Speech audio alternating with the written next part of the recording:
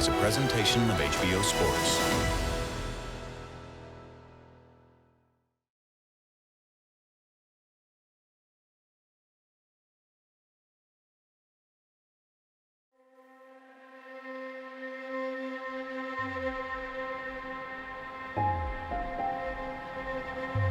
Novel coronavirus continues to spread worldwide from its starting point in Wuhan, China. Diagnosed cases of COVID-19. Tragic milestone today, the most reported coronavirus deaths Country in a shutting single day. down, Well, closing almost Study all report businesses. just out. It shows a record-shattering 6.6 million Americans World's filed biggest for sporting unemployment contests benefits. cancelled or Tokyo postponed. 2020 organizers and the International Olympic Committee Prime Minister announced the 2020 Summer Olympic Games will be postponed until summer 2021.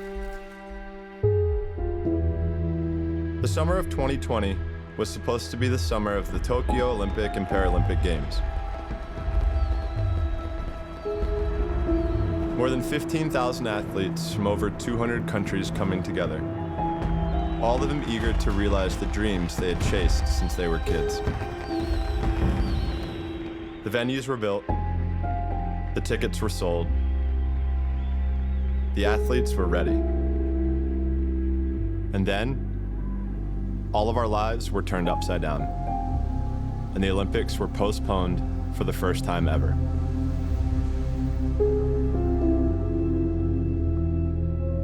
Now, the Games getting delayed pales in comparison to the tragedies that COVID-19 would cause all over the world.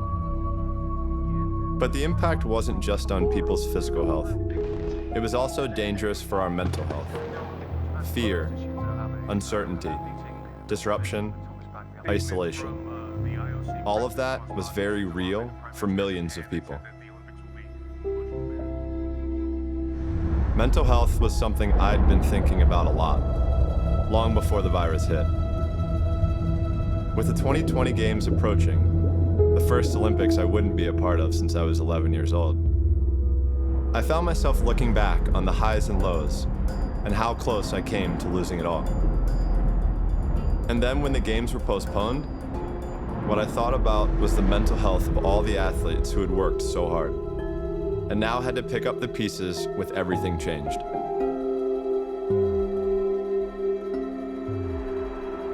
We should have all been watching the Olympics together in the summer of 2020. But instead, I'd like to tell you about our journeys to the dream, and how much more there can be to all of our stories, there and back.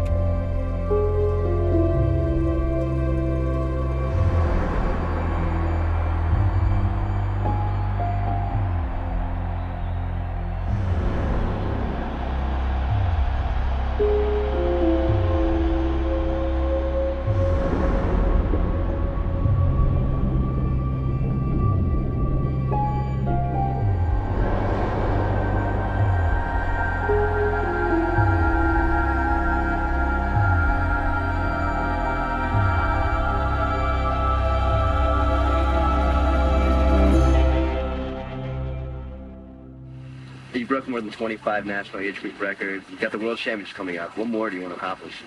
One of my long-term goals is to win the gold medal in Athens and go on more than one event. So, I have a lot of goals, but I think that I just want to take day by day. When you're an Olympian, you like to think that your story is different from all of the others. But really? They all pretty much start the same. I want to go to the Olympics and win a gold medal in the team. My goal is to go to the Olympics, be an Olympic team. And the goal that I wanted to reach was to be at the Olympics and really compete with all the great skaters. At some point or another, all of us get this idea in our heads. We can make it to the Olympics. And everything just goes from there. I'd always watch the Olympics and my parents like, wow, this is the highest level there is. That's how my mom explained it to me. My parents, my mom and my dad had sat me down. They're like, it doesn't get any higher than this. That's the Olympics, that's it. These athletes work their entire lives for this moment, and that's why they go to the greatest lengths to try and win. I just remember being awestruck by that. Growing up in a single-parent household and having the type of energy that I did, whether you call it ADHD, you call it, just raw energy that can't be tapped in any capacity. The only thing that my dad saw that could potentially redirect my energy into something positive was sport. And he was right. Well, I was born and raised in Park City, Utah, pretty much the adventure town, USA. I started skiing when I was 2 years old, which was pretty awesome. I have pictures of it. I don't remember my first time skiing, but winter sports has always been kind of my thing. I started skating when I was 8. We get on the ice, and I just kind of love it right away. I didn't perceive myself as being, like, amazingly talented, but I was aware that I was better than, like, some of the other kids. And it just really rapidly snowballed from there. Is called a typical 15-year-old teenager by his coach, except for one small detail. Michael Phelps is one of the fastest swimmers in the world. None of us had normal childhoods, per se. 26.00. Boy, that first lap was really good. Nobody who is going to expend that kind of effort to achieve that kind of goal is going to be just like everybody else. I certainly think this is just the beginning. He's certainly not as strong as he's going to get, and we have limited his training, so it's not even near where he's going to be. Now, there are good sides to that, and there are bad sides to that. For me, I don't want to say I would have done anything differently if I could do it all over again. I was competitive, I was hungry, I loved it, I chose it. But the truth was that my focus got incredibly narrow and intense really quickly, which would have ramifications later in life. Arms forward, good, forward. Even if it wasn't possible to realize that at the time. I don't think that's an excuse for not learning a skill. I didn't fucking say it was. Go ahead, put that on the movie. Go ahead. Put your attitude of excellence right on there. 1. You think and you operate as if everything revolves around this sole focus, and that sole focus is the Olympics. Everything else is secondary. So your relationships, your school, your family, your other friends, everything that's not catered to you performing at the highest level in sport, it's a non-starter conversation. 13-year-old Sasha Cameron. For me, it wasn't a sacrifice. Everything else in life was an obstacle that I wanted to push aside. I didn't want to spend time with friends. I didn't want to go to school. I wanted to do everything I could to be the best skater I could. It's more of like a lifestyle. That's how I lived. Any little step I could take, anything to get the edge or advantage over my competitors and to win, my world was based on that, for sure. I went 5 or 6 years straight, 365 days a year. The difference between great and good, I think the greats do things when they don't always want to. And I think that's what makes them great. I've looked up to Jordan forever. That guy probably didn't want to play basketball every day. He's the GOAT. Peyton, he didn't have to study film for thousands and thousands of hours. He did it because he wanted to be great. Up, good.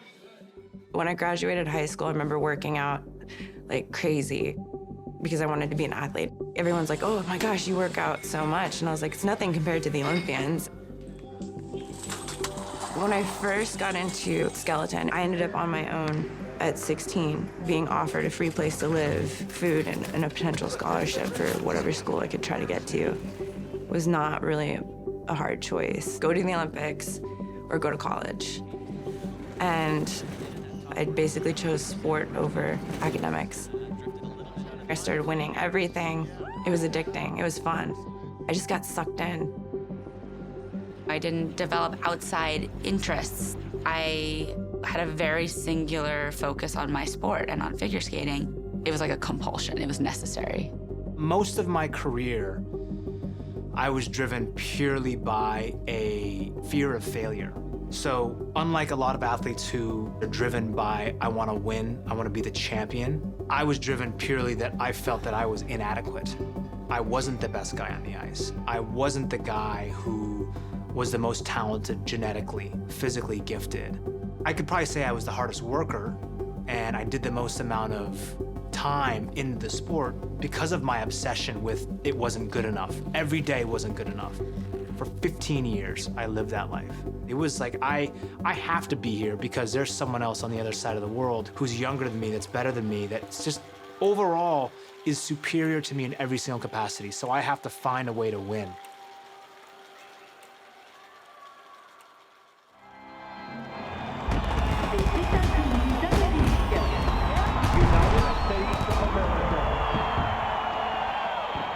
After all that time you put in, the early mornings, the countless laps in the pool, or around the track, or rink, or whatever, when you finally go to an Olympics, I think the only word that you can use to describe it is overwhelming.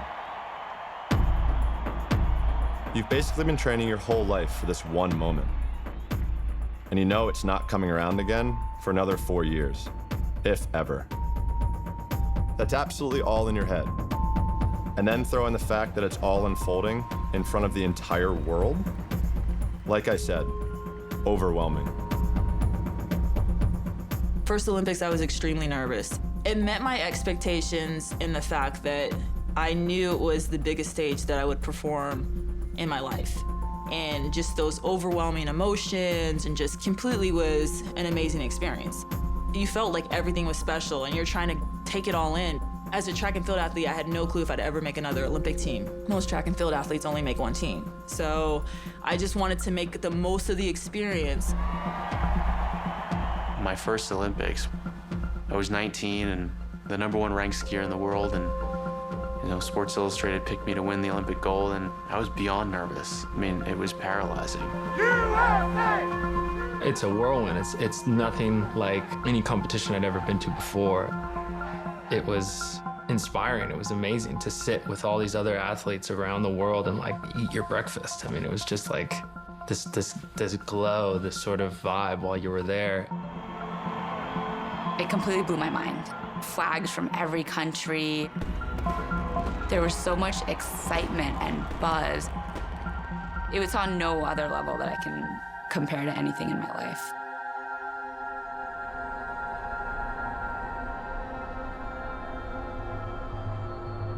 You get on an Olympic venue bus, and you go to the arena to compete, and you have this kind of epiphany that when you get back on this bus again tonight, like your fate will have been sealed. Something will be written into history that can never be unwritten or rewritten. And it's just a bus ride, but it's like the enormity of it is huge. That's all they've done for the past 10 years.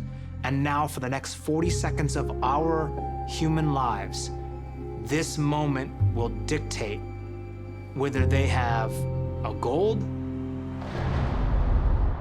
or not.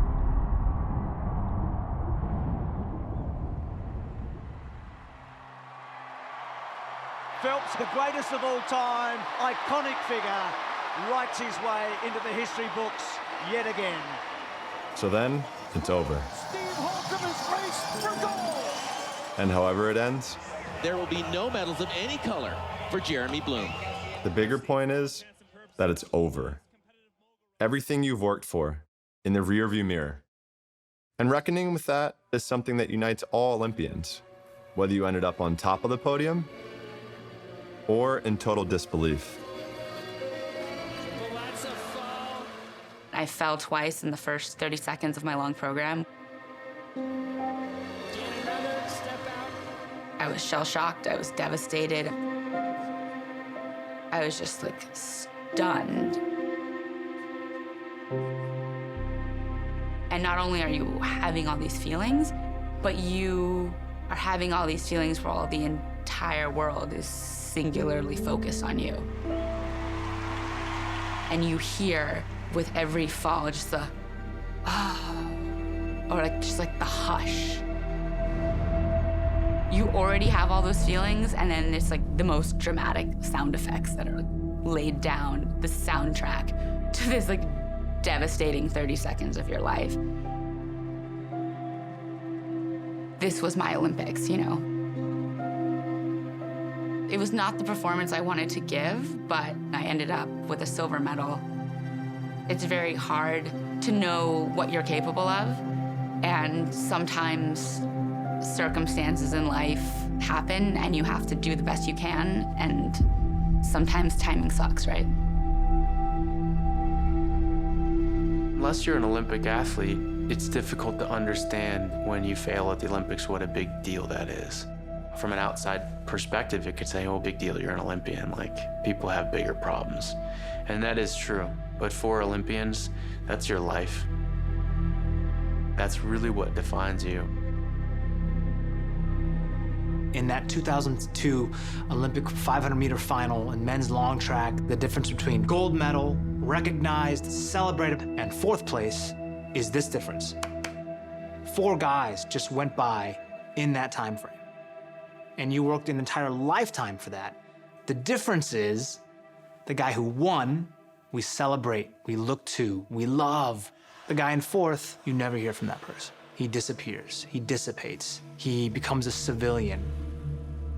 It's gold, and then what? So with all the hype surrounding Bodie Miller coming in here to possibly medal in all 5 events, he will not have a medal at all.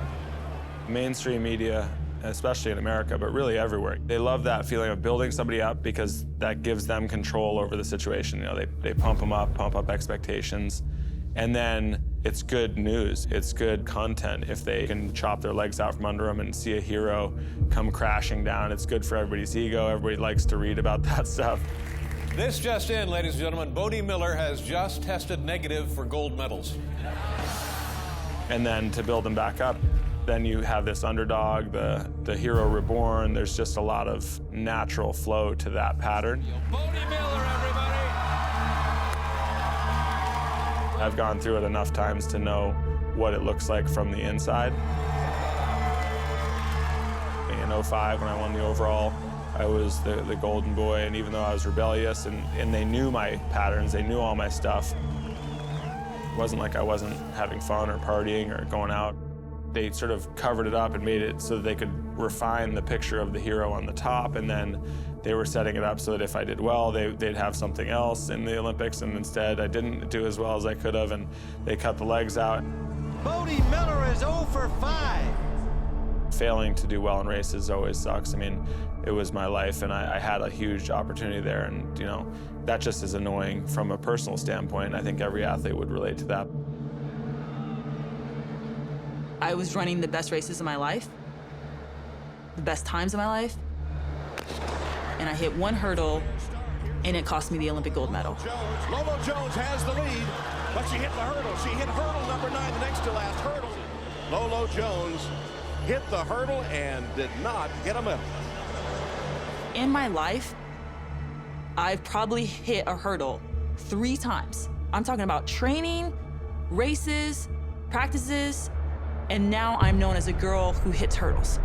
She looked to have the gold in her pocket. I got ripped across the media, like, oh, she had all these sponsors, how could she not medal? Like, she's such a freaking flop.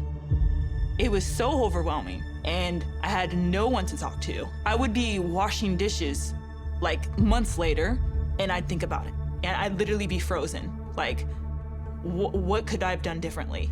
I'd be walking in the grocery store, days going fine, and then someone would come up to me, oh, I feel so bad for what happened. It was painful to see my family's reaction to it, what they had to go through. I think that's what hurt the most, was seeing my image tarnished in their eyes, that I shouldn't be allowed back in the country, that I was, you know, the most disgraceful Olympic athlete ever in the history of the world. Your Q rating is where they tell 1,000 people your name. Do they recognize the name? Do they have a favorable or an unfavorable opinion of your brand or your name? My Q rating was lower than Mike Tyson, who had bit off Holyfield's ear, or O.J. Simpson, who at the time had double murder and ran. Could you imagine? Like, let's say you get a divorce, and then everywhere you go in public, someone's like, oh, I feel so bad for you. I heard you got that divorce. Happened so many times, and I had no one to help me through that.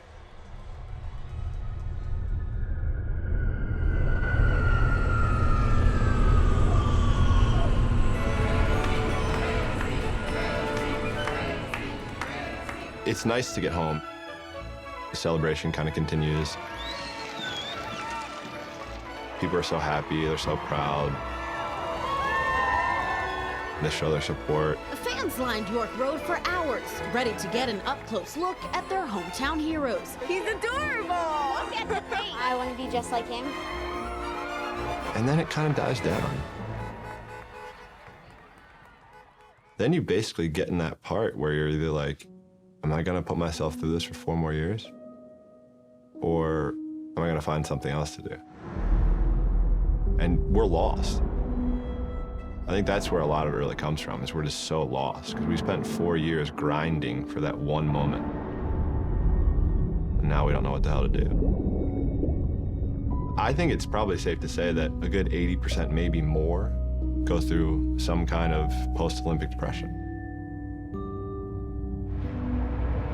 After the Olympics, the village doors close, and then that's kind of it.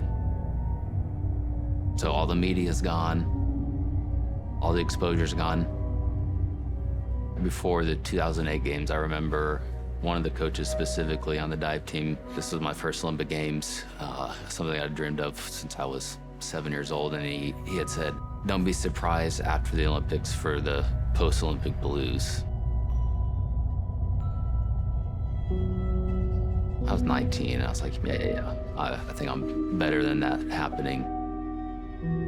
After every Olympics, win or lose, I've felt like a dramatic emptiness. Just because your whole world is built around this one day, and you're putting so much on it, so much expectation and pressure and interviews and what am I gonna do next? And you're plotting out this course of your life. After every Olympics, there's this incredible crash. Nothing really matters as much anymore. Like, well, I guess I can stay up all night because we're not competing, you know, I guess I'll have an extra slice of cheesecake.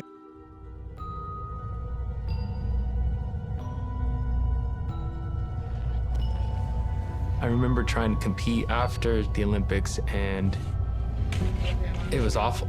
I had no motivation. Like, well, what does this matter? Like, what does this compare to the magnitude of what I just accomplished? Just like anybody, if you traveled the world with a bunch of friends, like leaving summer camp, whatever, you come home and you're like, wow. Now what? Like, it's just like quiet, and then you kind of feel like, well, what did I do wrong? Like, what happened? Is it like, where did everyone go? You know, like you're happy to be home, but it's just this like isolated, cut off feeling. Why do you think so many of the athletes get depressed when they come home from the Olympics? I think it's something that all human beings are susceptible to. And with athletes, it's even more so, I think, because we have such a great ability to hyper-focus. So if you are incentivized and you're focused on winning, or you're focused on being the best you can at this one thing, and you're putting all you have into that without any other balance, when that ends and then you're out of the fight or flight mode of like, I have to perform, get left wondering, like, what do you do with your energy? I feel like we forgot about how human Olympians are and the needs we need as human beings. It's not about winning, it's not about performance. Granted, that's all great, but what about our mental health? What about our families? What about our education? What about after sport? And when you spend all this time and it ends, it'd be really hard not to become depressed. Ladies and gentlemen, please welcome Shaun White. So many things change after an Olympics. And the better you do, the more famous you become, and the more your life changes. Your two-time Olympian, Lolo Jones. And look at me, beauty. But even if you become one of the success stories, it all comes with a catch. Because if your whole life was about building up to one race, one performance, or one event, how does that sustain everything that comes afterwards? Sure, you can chase it again. Just go back to the grind for another 4 years. But ultimately, that doesn't sustain. And eventually, for me at least, there was one question that hit me like a ton of bricks. Who was I outside of the swimming pool? We are Olympic athletes, and we're not really sure if we're anything else. I think the die-hard skating fans or Olympic fans will always recognize you if you walk down the street, you know, even if it's 10 years later, because you were such a big part of their life and they're such passionate Olympic fans. But I think for most of the public, you know, they've got very busy lives. They like tune in, they're excited, they cheer, and then they kind of forget, you know? I'd say one Olympic cycle out from your Olympics, you're pretty far removed. I don't think a lot of athletes understand that there's always a whole line of people waiting to be the next one. You know, at the time they think they're irreplaceable, that they're breaking records, they're, you know, making all the money, they're getting praise from everybody. And then when they retire, they expect it to really be like the sport misses them and like, oh man, like there they go. And in reality, it's like, bye. And then there's like the new dude basically rolls in. I think that from an ego standpoint hurts a lot of athletes' feelings and hurts their emotional stability. It's almost like a conveyor belt of athletes that like you're doing really well, they keep you healthy, but like when you're done, you're off the conveyor belt. Like they just have new athletes from every sport coming in all the time. When you're a younger athlete, they love you. You're the new fresh face. They want to promote you. They want to put you out there. They want everybody to fall in love with you. But after you've been to a few Olympics, you know, you'll see it kind of weans out. You are in the business of finding the latest and the greatest athletes, extracting the best performance out of them, and then going back to the trough to look for the latest and greatest athletes and doing it over again, time and time again. It's so funny because the longer here, you're like, oh, that's my replacement. We got Sydney McLaughlin, 19 years old, marketable, social media's on fire. And Lolo, that's your exit. Please go right. Motherfucker. I think the system is set up for high turnover, one. And two, the manner in which the funds and services are distributed are incentivized. Big drive. Nice. So if you're a federation that can win medals, you get funding. If you're not, you get cut. Not just the federation's funding, but also the salaries and the coaching. So it's hard, I think, for those people then to see the athletes as individuals. The reality of funding for athletes in this country might surprise you. Stipends for training are minimal. And so most Olympic hopefuls just try to stay afloat while chasing their dream. Like, for every athlete with a sponsor, there are hundreds who need to take a second job just to make ends meet while they train. I grew up watching the '96 Atlanta Olympics, and I've watched the, gymnastics team, and you had the track and field athletes in all this glory. They're on every cover of every magazine, and you're thinking they're financially stable. They have to be, right? And then fast forward to my future, me trying to be an Olympic athlete, and I'm living off of $7,000 a year.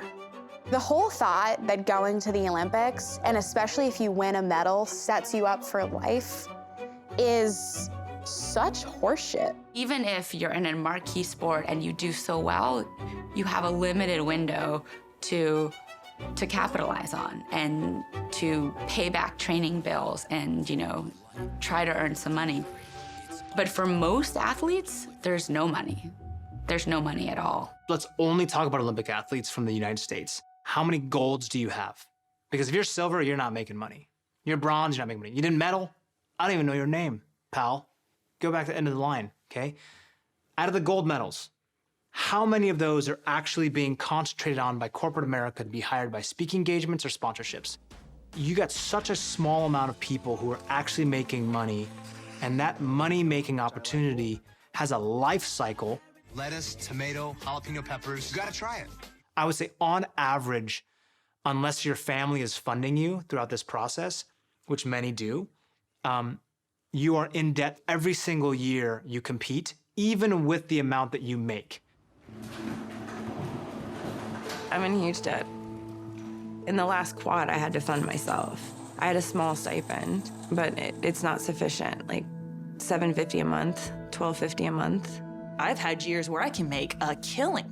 And then I've had years where, bobsled, my check was $725 for the whole season. Tell me how I live off of that. As an Olympic athlete, so I've been a hostess at a restaurant. I worked at Home Depot. I think it was the most shocking when I was working at the gym and I was making smoothies for people. And my track race played. And I'm literally making somebody a smoothie and they're like, is that you? Like, why are they couldn't get it? Like, do you see like any football player go compete and then they're making smoothies for people at a gym for $7 an hour? I'll say I've been extremely fortunate to have a lot of support, have a lot of sponsors. If you're on the national team for swimming, you get $1,700 a month.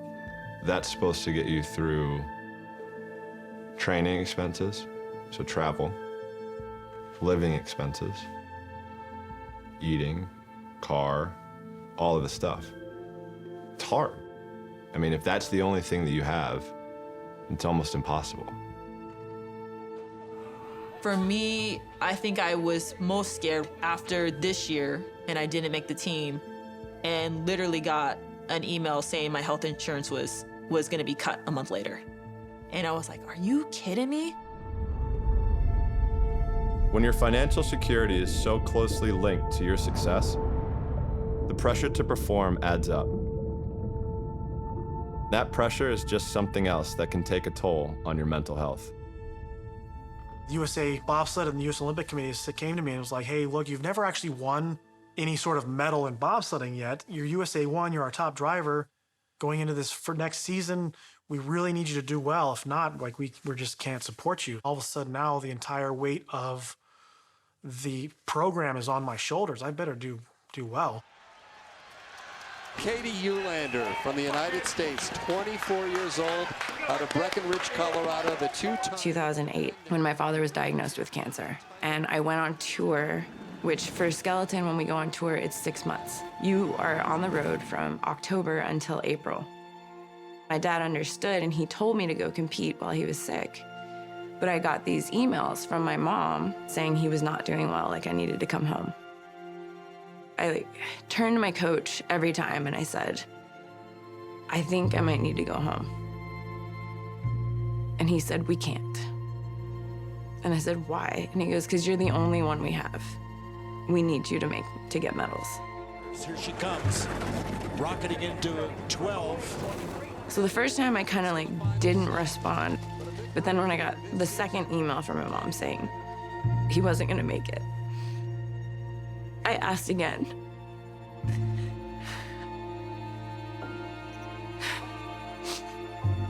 And he gave me the same answer.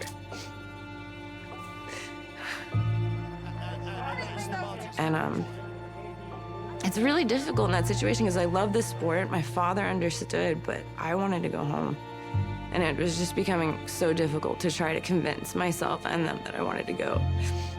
But when he did pass away while I was competing. And I don't think that I ever got over that.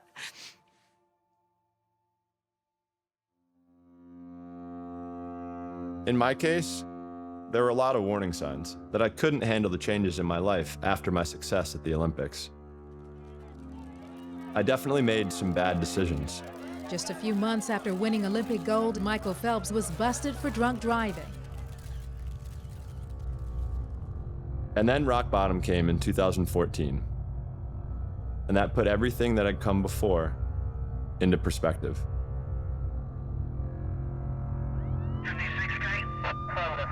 Michael Phelps, the most decorated Olympian of all time, has been arrested again for DUI. I get pulled over, go home that night. I'm just a wreck. Just sitting there in that room, didn't leave, didn't drink water, didn't drink anything, didn't eat anything. Just sat in my room basically curled up and crying. I was like, well, this is everything coming to an end in front of my eyes. And that's why I was just like, why don't I just end it all?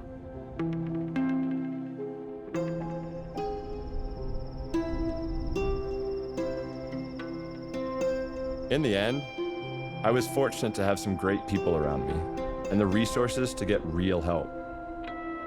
I checked into a treatment center, turned my cell phone off, and spent the next 45 days rebuilding myself from the ground up. And then when I came back and found myself in a much better place, there was this other realization too, that I wasn't the only Olympian who felt the way I did. Post 2008, I was so broken down that I would be driving in my car and I would just be like, I just hope a truck hits me. I just hope like a truck hits me and wipes me out and they don't get hurt, but I do, like then I'm done. I just would want to be gone. I would fight suicidal thoughts. I would fight sitting in my car, just closing the garage doors with the car on. Depression is once it kind of starts going, it just puts you into a spiral and you just start getting deeper and deeper into it and just end up doing crazy things. I was like, what? What's the point, man? What's the point of going to the Olympic Games? What's the point of sacrificing and training all of these hours if this is what I have to show for it? At that point, I remember, like, how do I just make this painless, quick, and end my life? Came to a couple different plans, and I don't think I ever got to the point where I felt confident enough to act out a suicide, but like hanging myself, no. Shooting myself, no idea how to get a gun. And my best option was driving so fast, smoking myself on a telephone pole. I won't feel a thing, but it's gonna be easier for me to be done with this life. May 2017 is when I really started thinking about like ending my life because it was almost unbearable. I had a good day if I got out of bed before 11 or noon. I washed my face, I brushed my hair, I brushed my teeth, and like I left my apartment. I was like, I don't know what's on the other side, but I think that that would probably be better than whatever I'm living right now. The only reason I didn't kill myself is because my twin sister, Carly. There's no way that I would just leave her like that. I was stuck in that weird place between not necessarily wanting to die, but like I couldn't go on as I was going. Because I really just wanted to live again and like feel good things and like see the world again and like be involved in my life. It was like my life was a snow globe and I could look in and I could see everything that was happening, but I couldn't be involved in it. There's just like this wall separating me from the rest of the world. I went downstairs. I just decided, you know what, this is time. I have an opportunity here. That's kind of the last thing I remember. What makes it scary is after the fact is you don't realize all the people that would have been crushed and devastated. I didn't tell anybody. In fact, even after we won the gold medal in Vancouver, I still didn't tell anybody. Nobody. That was a moment between me and God, or you know, just me in the bedroom, and that was it. It was nobody else would get to know or find out ever. And it wasn't until I wrote my book that I decided people needed to know. And actually, one of the big motivations was a close friend of mine, an athlete, Jeret Peterson, killed himself about the time I was writing my book, and that's what triggered it. It was kind of like, this is like an epidemic. It's not just him. There's a lot of people out there that are suffering through this. I grew up with Speedy. Of course, he was on the aerials team, I was on the moguls team, and we were the young guys on the team.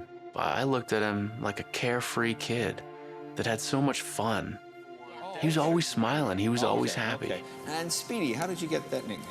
That nickname started when I was 11 years old. When I went to my first camp, I had a checkered life jacket and a big racing helmet that I borrowed from my uncle. Oh, okay. And didn't really grasp the concept of waiting in line, and so I'd cut in front of all the other campers and get 5 jumps in the time they got 2. Okay, so it wasn't a girlfriend? No, luckily. She'd probably be an ex-girlfriend. It wasn't until 2009 when we were in Lake Placid at the Olympic Training Center for a World Cup. And he said, hey, can I chat with you for a second? And I said, sure. And we went to the TV room. It was night, it was dark, there was no one around. And he said, you know, I want to open up to you for a second. And I said, sure, what's on your mind? He started crying. And he said, most days I don't want to be alive. And I didn't know anything about mental health at that point. I was so off guard because I think of Speedy as somebody who's always been so happy and so successful. And I didn't know how to react. And I just said, Speedy, look at you. You're so incredibly successful. You're a good-looking kid.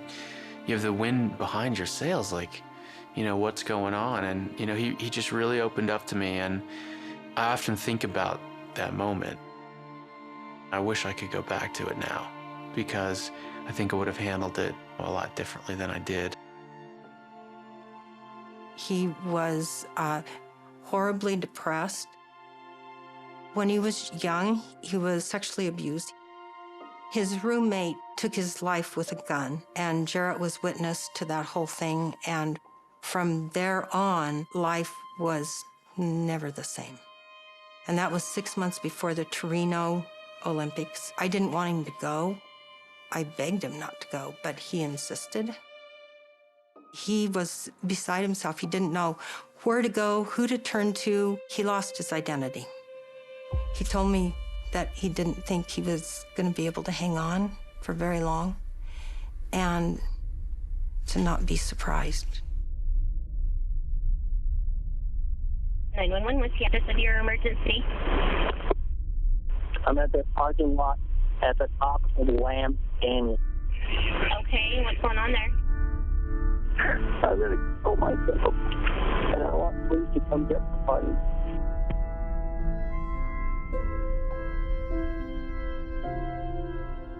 You fall to your knees and your heart just shatters. I'm not angry at him for what he did. The pain becomes insurmountable. And the pain that he was having, I know because I saw it. Your spirit is crushed. And it truly was unbearable with him. I couldn't help but feel a little bit responsible. I couldn't help but feel like, you know, what could I have done differently? Who could I have talked to? Who, you know, is there something I could have done more? That's something I struggle with.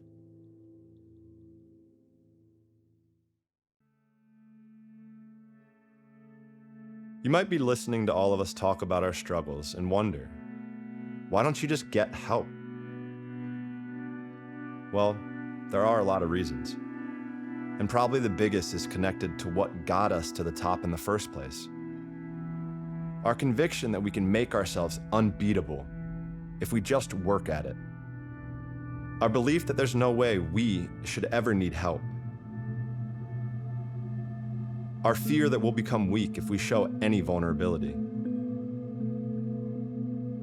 The stigma of having mental health problems is a huge issue all across society.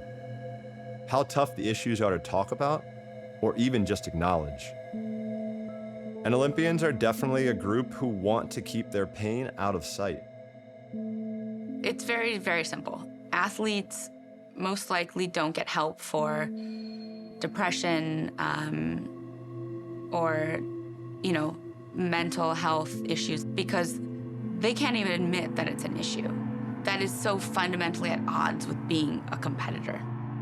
This is war. It's a game of strategy. It's a game of maneuvering and posturing. You need to show the world that you are strong. You need to show all your competitors that you are strong. And so if you were to say like, oh, I have mental issues, like that just cracks the facade of trying to show the world that you're impervious. I was worried that people would see me as this fragile person, somebody they didn't want around, or like, hey, you can't rely on Holcomb because who knows what he's gonna think. He's thinking crazy stuff, or you know, he's mentally not fit to be whatever. You know, you don't want the stigma of that going around. And so I didn't tell anybody. I kept that to myself. Athletes just don't talk about our weaknesses. We're tough. We will hide anything from, and especially if it's a team environment, because you don't want to let someone know what you're kind of going through. The biggest thing that I struggled with is that from the outside, it's like, you got everything. Why aren't you happy all the time, 24/7? So if I had like blown out my knee, I know for a fact I would have had the top physical therapist, the top surgeon, orthopedic, like absolutely whatever I needed fixing my knee. And I know that if because I mentioned like one time before to someone in the federation, like, I'm actually really going through some like really dark shit right now, and it's really interfering. They said, oh, well, you could like look up a therapist in your area. Being an Olympian is advertised as this amazing thing, and they leave out all of the side effects. So let's say that you make it to the Olympics. Some side effects may include an eating disorder, depression, anxiety, suicidal ideation, almost like a disconnect from the real world. And then when all those side effects do happen, there's nothing in play to like help you with those. They kind of advertise this like keeping our athletes healthy and happy, and like they really only deliver physically. Everything else is just kind of like, oh, not our problem.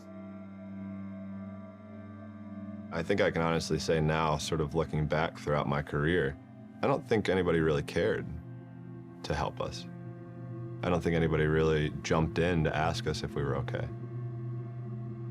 As long as we were performing, I don't think anything else really mattered. It's pretty unfortunate to say, pretty sad to say. I think the last thing on my mind was like, how can USA Diving and how can the Olympic Committee help me with this? They can help me with my mental preparation, and they've done a phenomenal job of how do I mentally stay strong in my sport, but not once have I gotten wisdom, how does David stay strong outside of my sport? The problem is, without fully understanding who should be helping us, it's hard to seek out the right person. Because it seems like psychologists and sports psychologists, like everyone wants to work with an Olympian and have, claim credit for your performance.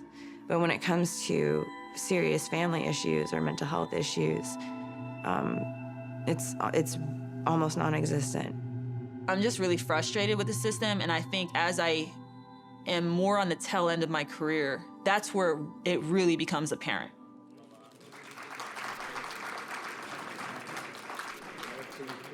This is it. I said it before, but you guys can say it. This is the last time. No matter how your career goes or how long it lasts, there's one inevitable end we all have in common: retirement. It's not really natural to retire when you're in your 20s or 30s, and when you've devoted your life to a pursuit of such a singular goal, and then leave it all behind. There's that giant question: now what? And even bigger, who am I? And the truth is, there aren't tons of programs in place to help athletes handle the emotions of that transition. What is available to retired Olympic athletes post-career? I don't think there's any. If you're talking about third-party resources that I'm aware of, I don't think there's any. There's none that I've used. There's actually zero that I have used in 9.5 years I've been retired.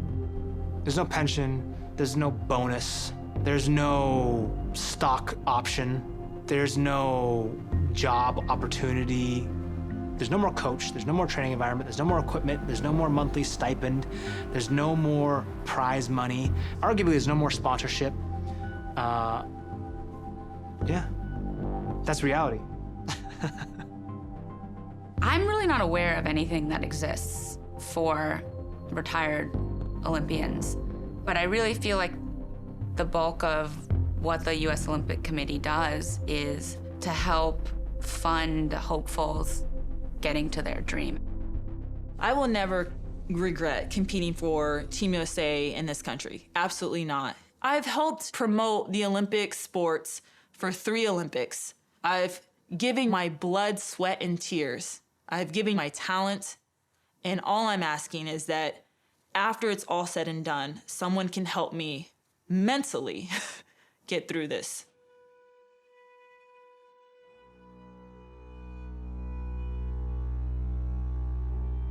Losing Speedy Peterson was a shock for the entire Olympic community, but it wasn't an isolated incident. Stephen Scherer, a sports shooter who represented the US in Beijing, had taken his own life less than a year before Speedy's death. Kelly Catlin won a silver medal in 2016 as a part of the US cycling team, and then took her own life in 2019. Later that same year, Jack Hatton, a Team USA judoka, took his life as well.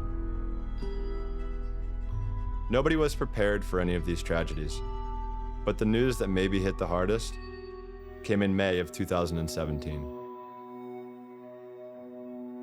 A shock in the world of sports tonight. The Olympic community and bobsled fans around the world are mourning the death of Stephen Holcomb. The Olympic champion was found in his room at Team USA's training center in Lake Placid, New York this weekend. The cause of his death remains unclear. Stephen Holcomb was found in his room at the Olympic Training Center unresponsive by his best friend, Katie Eulander. Stephen was 37 years old.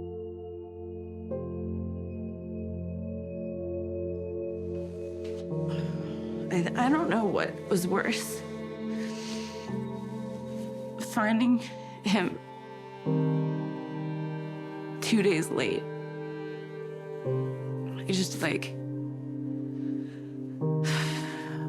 then realizing thinking he was asleep and then realizing there was nothing I could do. And then thinking back to the days that I should have broken into his room sooner.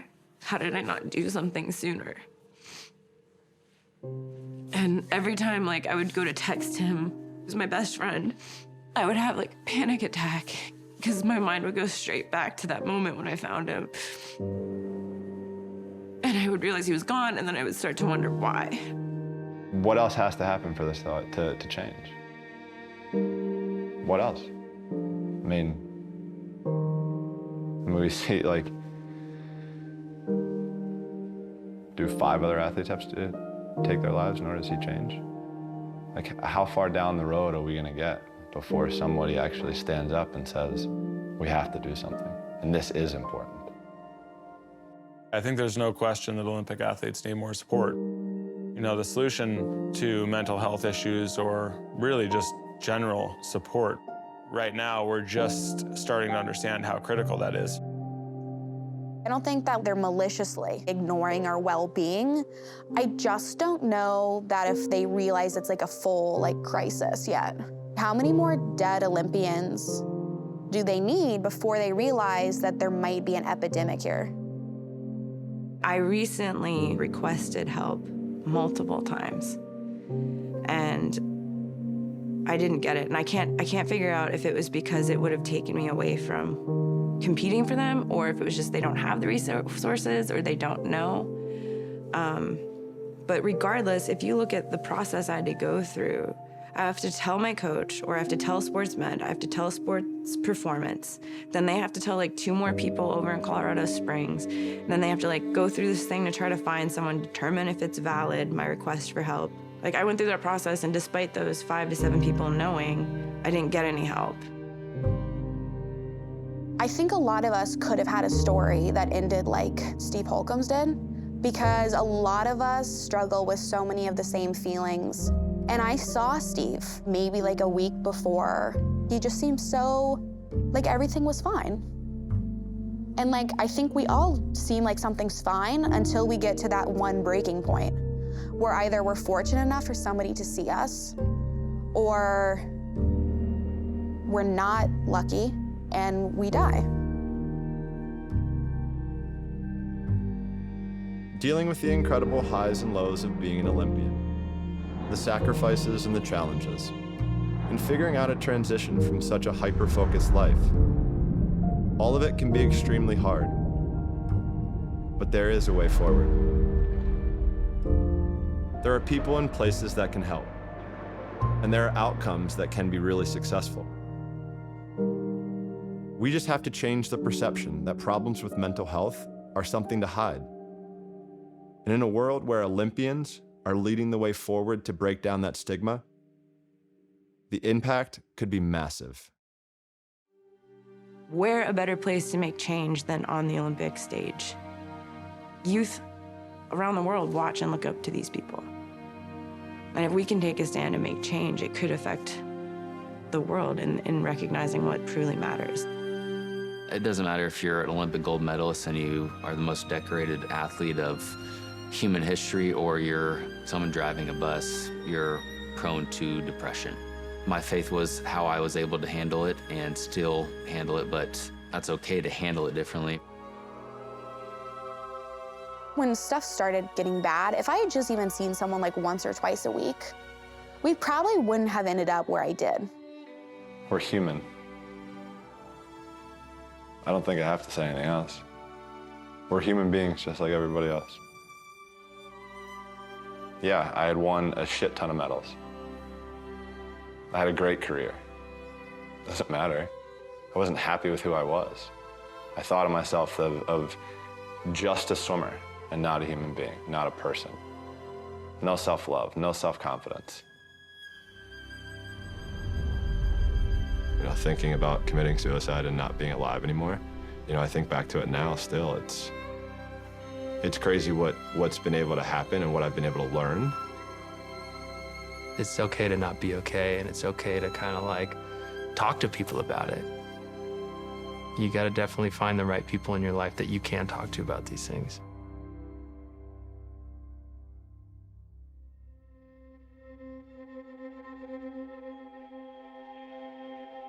What makes the Olympics so special is their power to bring the world together.